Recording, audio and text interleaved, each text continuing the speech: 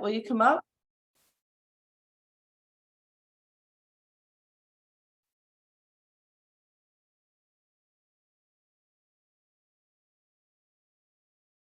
Made me tired. It's here and everything I've done.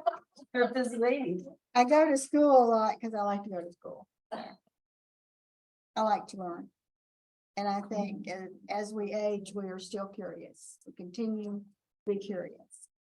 So even on dementia care, I continue to be curious about what I should do to take better care of the residents at the farms, at Kirby. And I also work with people outside who maybe I consult with them because I have a need to do it and to help them individually. So that's my mission. So what we're going to talk about is dementia care when this or that happens.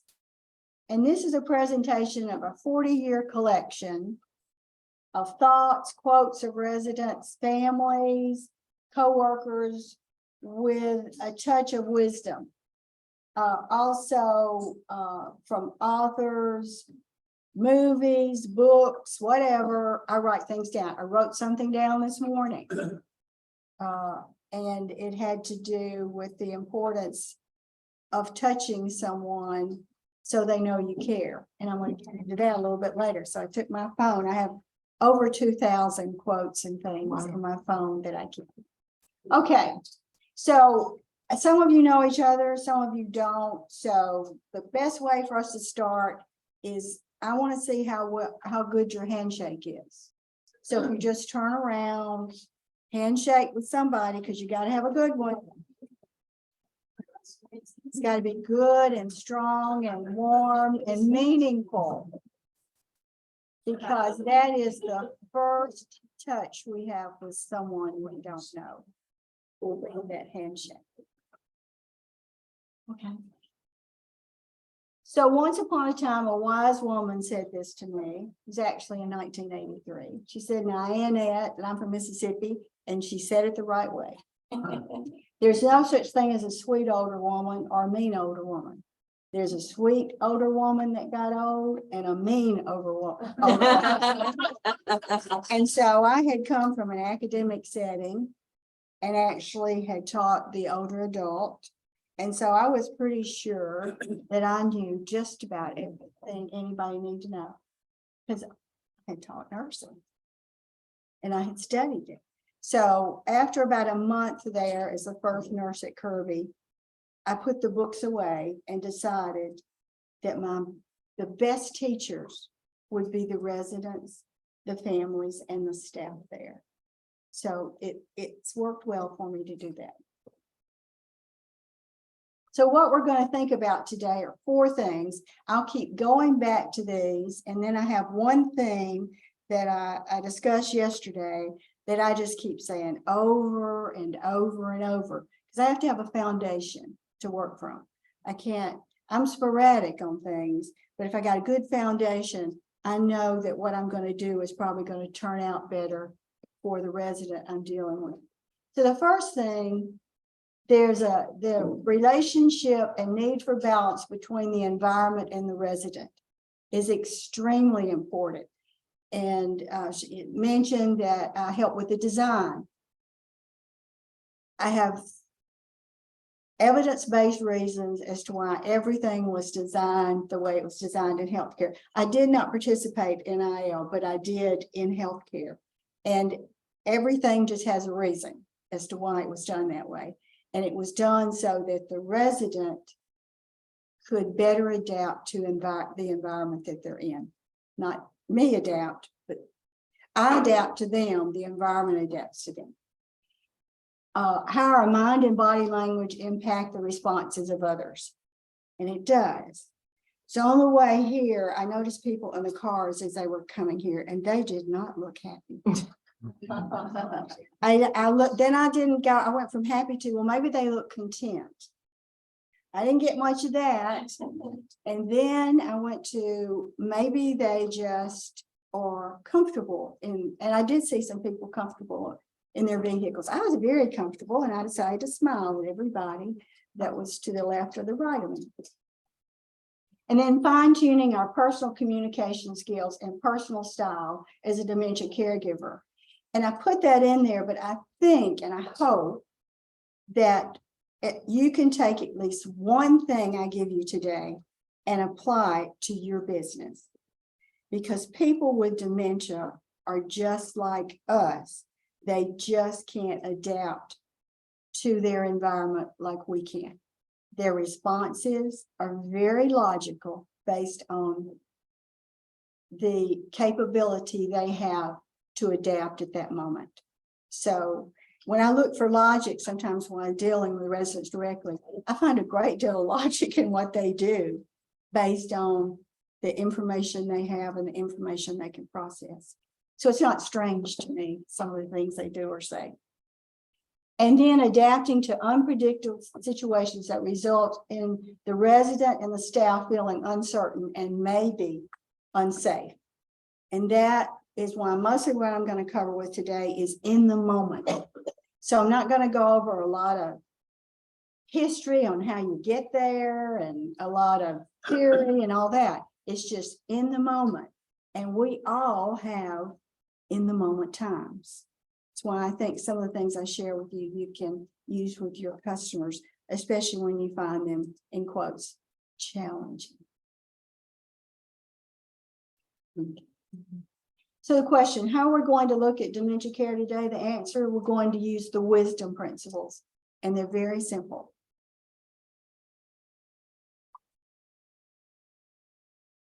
The first is anticipate the person's needs, scheduled and unscheduled. And these wisdom principles I use every day. I've used them for the last, well, Job's Way was in 96. Since then, I came up with this. It just works. All I can tell you, it just works. But I also, as I was saying yesterday, I'm willing for it to work and not have control over it. Part of that is us letting go. So if you try not to have control, you understand you have control by better skills. You don't need the control of telling people what to do. And that's when we have a problem with people with who have dementia. And then respect the person's personal space, arms or legs length. And I know I'm supposed to stand here, so I can't get over there. But if I wanted to come up to you, she takes my hand. But if Mary Lou did not take my hand, I would not go any closer because she did not invite me into her personal space. People who are agitated while I'm dealing with them, I know where their hands are. I know how their faces are looking, where their hands are, where their feet are. I've never been injured because if they don't invite me, I can't go in until they trust me enough to invite me in. If they invite me in, then I put my hand over theirs like the preachers do, and then I know I've got an in there. So that's just a good thing to remember when you're dealing with people who have dementia. It's about their personal space. But I like my personal space too, so I'm not a big hugger. It just depends on who it is. Do not provoke the person. And then we're going to talk about use the win-win approach. But the provoke, if I could underline anything, if you've provoked someone, you have not anticipated their needs. Now, unscheduled, you don't know, and those are interesting, but you have to be ready for them. And you have not probably respected their personal space. They're saying, don't get close to me. When we talk about what they do, they get you away. They'll swat you away. They also close their eyes when they don't want to hear anymore. So if I see y'all closing your eyes, I'm going, no, it's time to go. And I can tell you, men close their eyes more than women do, and that's all I'm saying. Okay, I was told many years ago, to be a good caregiver, you must have a listening heart. And I think it takes your entire body to listen to a person. The development and everyday use of the win-win approach started with a phone call, and I'll say it very quickly. Got a phone call, what to do about this resident who was trying to get out of her apartment. And I kept saying, well, to the manager who's dealing with the caregiver, what's happening? And I said, when she says this, you can go, yeah, go, thank you. When she says this to you, what do you say back? When she does this, what do you do? That is the win-win approach. It's so simple, isn't it? It gets difficult because we try to read more into it there. So the whole approach with someone that I take who has dementia or cognitive issues, I also do this with my granddaughter, my grandson, whoever I think I need to win-win with. When the person says this to me, I need to use the skill and the knowledge I have and the history about them to say this back to them. When they do this, the SWAT, I need to know not to get in their space. They just let me know. So what would I do when they do that? I would back up and say, I know you don't want me to get close to you right now. So I'm going to come back later. So I have very seldom have emergencies with people who have dementia, and I don't have all these challenging behaviors either. So that's the win-win. That's the secret thing there. But you have to do those three things I said before to know how to use the win-win. Okay, good. So I'm happy you're here today. We will get wiser together. Because every time I've ever done a session, you wouldn't believe what I learned from the participants. Maybe by their body language, the questions they asked, whether I made myself clear or not, they were interested or not. I just learned so much. So I self-evaluate a lot afterwards. That's not my dog, but I wish it was. The first foundation for the best caregiver responses is link the promise of theory to the reality of practice. I said I wasn't going to go there, but you have to understand the theory to figure out what to do on a daily basis. And that's what I did with the win-win approach. By taking everything I knew, I put it into a simple form of when you do this, when they say this, when they do this, this is what we say, this is what we do. So I've done that for you already. But one of the foundations, I talked about the environment, and this was a great thing I found. It was from a physician who also did some research in behaviors, and this applies to all of us. When the environment is not in balance with the competency of the person in that environment, they cannot adapt. They can't do it. So if you have two people that, and yesterday, a lady who has dementia, I went to see her in Roos Way, which is the memory support at the farms. The music was too loud. She was fidgety. It was a sensory overload. All we did was turn the music down. So within the environment, we have the staff, we have the colors, we have the lighting, we have the temperature, we have noise. We have all these factors that are in there. You have to make sure that they're at a level that they can adapt to. So if it's cold and they start moving around, it's not that they're agitated, they're cold, just like you and I would be cold. And then the third foundation is, and this is so old, I know it is, but it's older than I am. That if we do not look at the physical needs first, we cannot go up. And so many people will tell me the conclusion, oh, my dad can't get out of the chair. Well, his arthritis is bad that day. Anything to do with the dementia. His arthritis is bad. So you need to take care of the physical needs. Are they hungry? Are they thirsty? Are they in pain? Are they uncomfortable? Are they itching? Which is something that happens frequently. All those things have to, medication change, medication adjustment. They ate something and they're having GI problems. You have to get all that out of the way before you go to the dementia. I had a resident tell me one time, he'd just been diagnosed with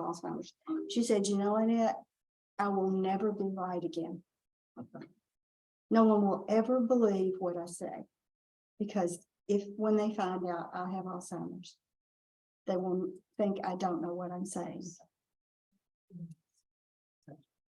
Okay, so you got to do the physical first. So if somebody's not breathing, it really is not a concern to me that they feel loved or not at the time. They need to take care of them first. Okay. And then the next thing that I focus on with people with dementia is safety. The main thing is that if you don't feel safe, you're going to protect yourself. And we'll get into how you're going to do that. We all do the same thing. They just will be more protective of themselves because they've lost some of that cognitive skill to be able to logically figure out what's going on with them. And a man one time who couldn't, got a call when we first opened Job's Way. He's trying to get out the window. He's trying to get out the window. Now they've been trained, because I trained them. Okay, trying out the window. Okay, go ask him why. He couldn't find the door. So if you were in a room, took a nap, and you woke up and you didn't know where you were, and there was a window, and you didn't feel safe, what would you do? Get out. Get out the window. That's very logical. Okay. And then we'll finish with the fourth. And these four things go through my mind like boom, boom, boom, boom, boom. Okay, first, each resident is an individual with special personality traits. Many live their Loves. many live there. I didn't say it right. Yeah, gotta fix my sentence. Many live their lives with unfinished things, unfinished relationships, and unfinished goals. So I've made an error and I've adjusted to it. Okay. But this personality thing, if it's there, it's there, and you need to appreciate it. Because if you have a chatty person before they have dementia, they're probably going to be chatty afterwards, unless there is a significant psychological change. And sometimes that's related to something other than dementia. Depression would be one of the biggest ones that I deal with, would be depression. So you got to put that aside over here, that this is just they're maybe not social butterflies, so they've always been quiet. Okay, each resident probably has coexisting diseases that impact their daily lives. So you have to remember, there's probably not just one diagnosis. With people over 65, it's usually at least 5. Okay, by that time, yeah, it's 5. And so those things may be what you're dealing with. So get those out of the way first. Get all those, the personalities over here. Had a lady tell me, my mom's a dingbat. She always has been. So don't think there's anything wrong with her. I said, okay. She was dingbatty. She was funny, but she was very much aware of what was going on. So we just put that to the side. Each resident may have been diagnosed with memory deficit, and that is, it's a disease of despair and traumatic experiences. More studies done about trauma now, and we're finding with our older adults that some trauma occurred. I'm seeing this more with military experience, that when I assess them, we go back. We've been to Vietnam twice, probably in the last 6 months. I've been back in the battle with them. We just go right to where it's occurring and what's going on, because they have not left that. Those are people, if you have someone in your family that does that, they need to get counseling, because they've probably got, I can't diagnose, post-traumatic stress disorder. It can be dealt with and you can move on. And then each resident's coping with the aging process. You know you're over the hill when your mind makes a promise that your body can't do. That was some little feet. Y'all know little feet. That's some little feet. Okay, and that's the most important factor to me, is the aging factor, not the dementia, not the personality, not the coexisting diseases first. When I go in to see someone and they're for distance, I wait to see if they see me. When you have a customer comes in and you're telling them something and they go, "What'd you say?" They just said they can't hear you, by moving. Your senses are working all the time. We just don't work off of them. But it's there in front of us to use. So use the vision, the hearing, the touch. The other is, and we don't get into taste, or they'll say, if you're in the restaurant business, that doesn't taste right, be a factor. And the other is smell. That's a big factor for me, is smell, because we all have our own smell. So if you have someone who has dementia and they're in their later stages and they don't know who you are, wear similar the clothes, keep your cologne, don't change cologne, perfume, whatever. They know the smell. Bring their favorite sweater and put it on their pillow. That makes them feel safe. And my goal is that they are comfortable. So I forgot to mention that I did change my card, and I've got some cards there, but I changed my card from the Director of Medical Services to I am a Dementia Comfort Specialist. That's more important to me than all this other stuff I've done in my past, is to comfort people who have dementia. So what's going on in our brains? Well, they're like sponges. And the brain houses the emergency response. And it causes us to, if we're in danger, we get into the protective mode. And we're going to do probably one of three things. There are several others you can add there, but I like to keep it basic. We're going to fight, we're going to flee, or we're going to freeze. We're going to do all three of them, maybe. I'm a freezer. Somebody says something to me, and a doctor bawled me out one time. Okay. And then I get away. I'm a freezer and I flee. So when you have people who are trying to get out of the house, I hear that a lot. They're trying to get out of the house. They're fleeing to find something that makes them feel safe or comfortable. There's a reason why they're fleeing. They got something to do. They're looking for something that's important to them. So you'll see the fight, the flight, and the flee. So if somebody's in a wheelchair, they can't get up to flee from you, but you'll see them start trying to move it. Or they're going to fight you with the swat or the kick. And the freeze is they just look at you and there's no response. And they're saying, I can't take it. I can't take any more in. So you need to what? Get out of their space, unless it's an emergency, and leave them alone and let them regather their feelings so that they can get back to a comfort level. How do you decode body language? You have to observe. And we all do it, right? We're observing all the time. We just got to get in touch with it when we're dealing with people with dementia. So body language, there are 7 universal body language expressions, facial expressions, tried all over the world, and everybody identifies them the same way. When I do the classes, we go over this and we take turns showing what body language. So the surprise, the fear, the disgust, contempt, anger, happy, and sad. So let's go to the next. So which one is this one? That's right. See, it's a surprise. See, y'all are so good.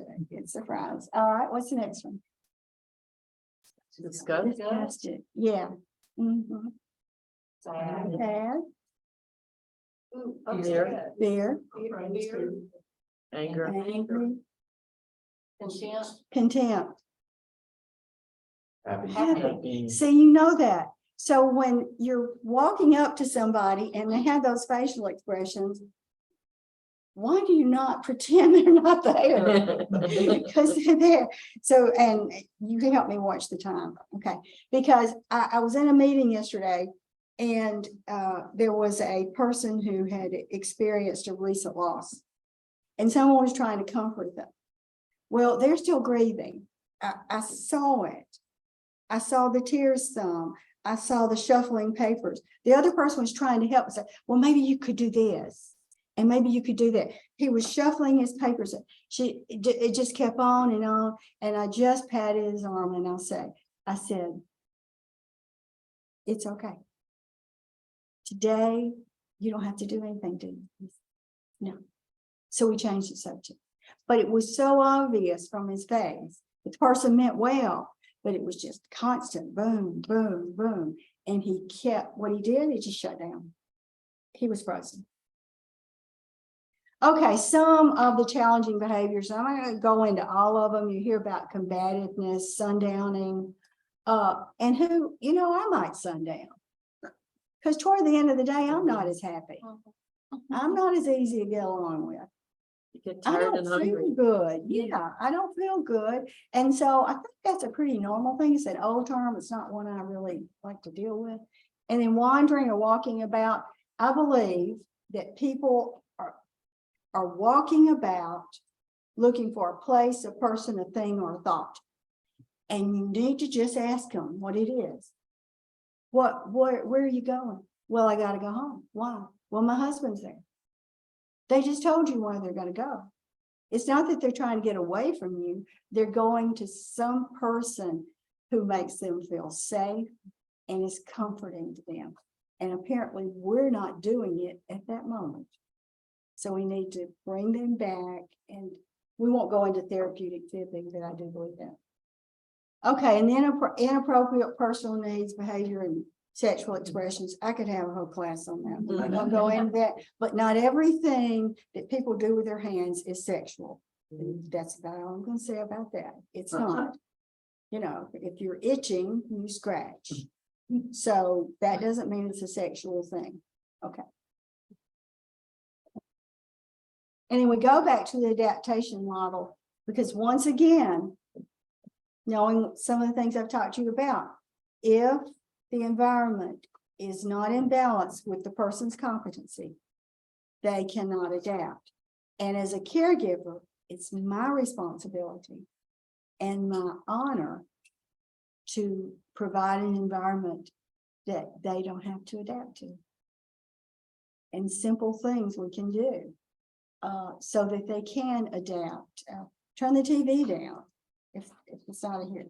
It's one thing. Don't get them in a large group. Their family group. Decide who it is that talks the most in the family group. You know who it is. Don't let them get close to them at first, because it tires them. It can agitate them. You plan the whole thing. The strategy is for them to be comfortable in a situation where it's overload. So now you're on the verge of becoming a comfort specialist. So I need your help on this, okay? So let's take the tool. Can somebody give me one situation that all of these almost comfort specialists here can help you with? Give us a win situation. I've got one. Okay.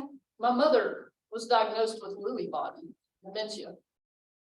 And she would hallucinate for things that were so real to her that weren't really going on. Like, I'm not going to eat my supper until all these people in the room get fed first. Well, there's no people in the room.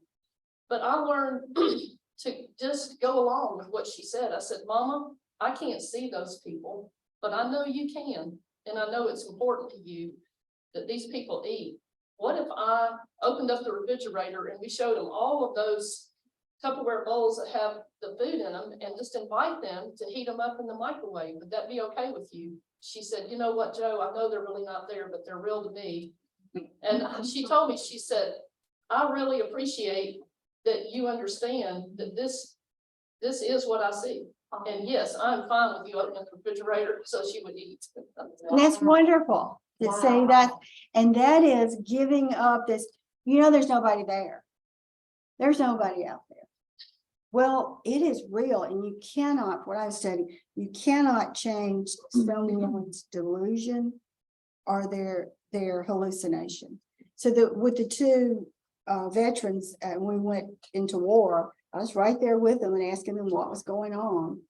Could they, both of them, get me to a safe place so that I wasn't involved in it? Yes. So they removed themselves so they would protect me, so I would feel safe.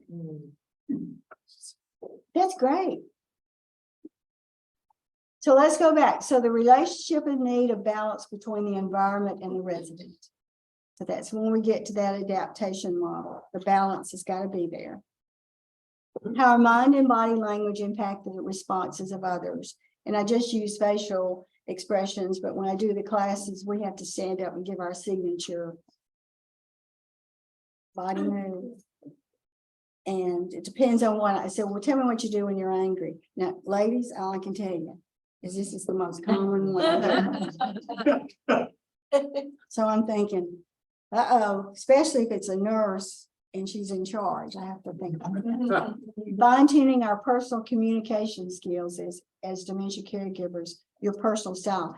Anything I told you, you have to put into your style. So you were comfortable doing that. Some people aren't. So maybe the best thing to do is redirect them or change the subject or just say, well, ask them, what are they doing? You know, what do you see? And make sure that the person's safe with whatever is going on in that hallucination. Because I've had people that were safe, who weren't. Probably my favorite was a lady. Every day she'd come and she'd say, you know, she didn't have her mirror there and her powder, but she would go, do you think my lipstick looks good? I said, I love the color. And she moved on. And adapt to unpredictable situations that leave the resident and staff feeling uncertain and maybe unsafe. And so that is really important for staff, even staff in a store. When someone gets aggressive, they need to know what you expect them to do. And the best thing is probably not to do anything, but it does happen. So these things that I told you can happen anywhere. So what I want you to take away today, did you learn anything new? Did you see anything you could grow from? 3 minutes, okay, I'm good. And was it all just common to you? Everything's the same, so you already knew this anyway. Was it just too much to take in? Can you imagine me doing this for 3 hours? But we go all the place. Do you feel like you need to study it some? Does it apply to a lot of people? Do you expect the healthcare team to do that? And did you come up with something that I haven't come up with that you think would work for you?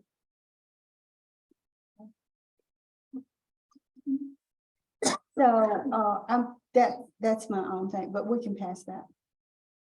So thank you for spending time with me today.